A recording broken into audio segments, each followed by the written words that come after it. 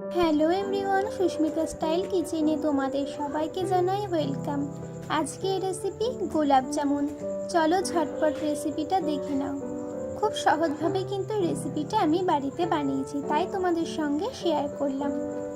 প্রথমেই কড়াইটা কিন্তু ভালো করে গরম হয়ে গেলে দিয়ে দেবো বেশ খানিকটা ঘি। ঘিটাকে কড়াইয়ের সাথে ভালো করে স্প্রেড করে নেব। ভালো করে যখন স্প্রেড করা হয়ে যাবে তখন এবারে আমি দিয়ে দেব বেশ খানিকটা সুজি। আমি এখানে 1 প্যাকেট মতন সুজি ব্যবহার করেছি। সুজিটাকে ভালো করে মিশিয়ে নিতে হবে ঘিয়ের সাথে। ঘি দেওয়ার ফলে কিন্তু একটা সুন্দর গন্ধ বেরোবে। তোমরা কিন্তু সাদা তেল দিয়েও করতে পারো, কিন্তু ঘি দিলে বেশি সুন্দর গন্ধ বেরোয় আর টেস্টটাও ভালো লাগে।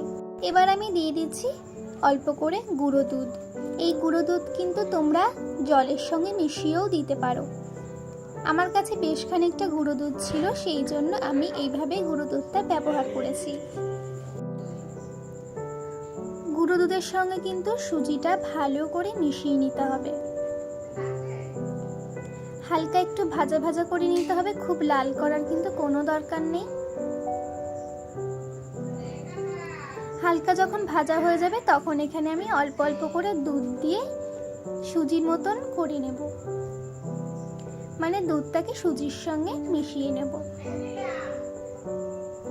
পুরো দুধটা কিন্তু একবারে একদম দিতে যাবে না, নালে কিন্তু পুরো দলা পাকিয়ে যাবে। চেষ্টা করবে অল্প অল্প করে দুধ দিয়ে এটাকে মেশানোর। ভালো করে যখন মেশানো হয়ে যাবে, আমি একটু এখানে জল ব্যবহার করেছি কারণ আমার দুধের পরিমাণটা একটু কম হয়ে গেছিল। তোমরা এটা জল দিয়েও করতে পারো, দুধ না দিলেও কোনো সমস্যা নেই। এটাকে কিন্তু পুরোপুরি একদম ভালো করে মিশিয়ে একটু শক্ত শক্ত করে নিতে হবে। সুজি যেরকম নরম হয় সেরকম কিন্তু এটা হবে না, এটা একটু টাইট হয়ে যাবে। এবারে আমি দিয়ে দিচ্ছি বেশ খানিকটা চিনি। চিনি এটা অপশনাল, তোমরা নাও দিতে পারো, কারণ শিরার সঙ্গে কিন্তু এটা যখন যাবে তখন কিন্তু মিষ্টিটা অলরেডি চলে আসবে। আমি এটা দিয়েছি যাতে মিষ্টিটা আরেকটু হয়। এবারে সব কিছু একসাথে ভালো করে মিশিয়ে এবারে আমি এটাকে নামিয়ে একটু ঠান্ডা করে নেব।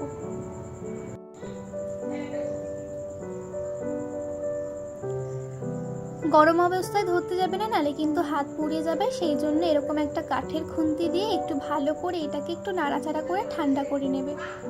তারপরে এখানে আমি 2 চামচের মতন কর্নফ্লাওয়ার ব্যবহার করেছি কারণ এইটা যখন গরম তেলে ভাজা হবে তখন কিন্তু ফেটে যাবে না। এবারে আমি একটু দিয়ে দিচ্ছি বেশ খানিকটা ঘি আর দিয়ে দিচ্ছি অল্প একটু সামান্য গোলাপ জল। সবকিছু একসঙ্গে ভালো করে মিশিয়ে নিয়েছি। এবারে আমি গোলাপ জামুনের শেপ দিয়ে দেব। তোমরা তোমাদের মতন শেপ দিতে পারো, তোমাদের যেটা পছন্দ সেটা দিতে পারো। আমি কিন্তু গোলাপ জামুনের শেপটাই দিয়েছি। দেখতেই পাচ্ছ কত সুন্দর হয়েছে। এরকম করে সবকটা কিন্তু আমি গোল গোল করে বানিয়ে নেব। এবারে কিন্তু আমি কড়াইটা বসিয়ে দেবো। কড়াইতে আমি বেশ খানিকটা তেল দিয়ে দেবো। এবারে আমি তেলটাকে ভালো করে স্প্রেড করে নেব। তেলটা যখন সামান্য একটু গরম হবে তখনই কিন্তু এই গোলাপ জামুনগুলো দিয়ে দিতে হবে। তেলটা কিন্তু একবারে হাই করে দেবে না, লো টু মিডিয়ামে কিন্তু আস্তে আস্তে এটা ভাজতে হবে। হাইতে ভাজলে কিন্তু উপরটা ভালো করে ভাজা হয়ে যাবে আর ভেতরটা কিন্তু একদম কাঁচা থেকে যাবে। সেই জন্য একটু সময় নিয়ে এগুলোকে ভালো করে ভাজতে হবে। এগুলোর কিন্তু কালারটা কিন্তু আস্তে আস্তে আসবে, একটু সময় লাগবে কিন্তু এগুলো ভাজতে। দেখতেই পাচ্ছ আস্তে আস্তে কিন্তু কালার চেঞ্জ হতে শুরু করে দিয়েছে।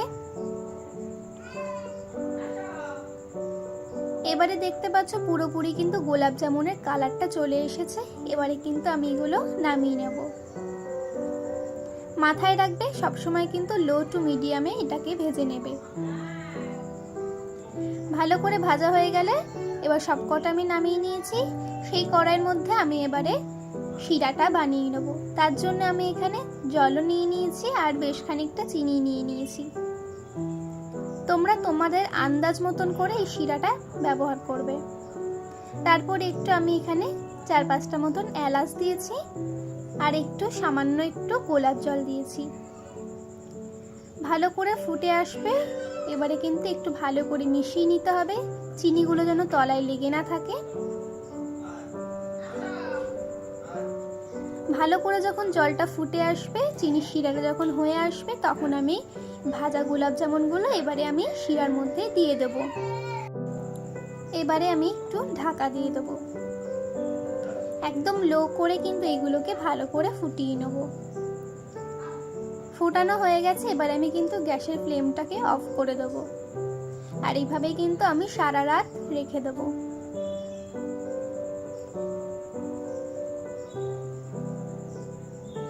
দোকান থেকে কিনে খাওয়ার কোনো প্রয়োজন নেই, এত সহজে যখন বাড়িতে বানানো যায় অবশ্যই তোমরা বাড়িতে ট্রাই করো। আর আমাকে কমেন্টে জানিও তোমাদের রেসিপিটা কেমন লাগলো। এরকম আরও ভিডিও দেখার জন্য কিন্তু অবশ্যই আমার চ্যানেলটাকে সাবস্ক্রাইব করে পাশে থাকা বেল আইকনটাকে কিন্তু অবশ্যই বাজিয়ে দিতে হবে।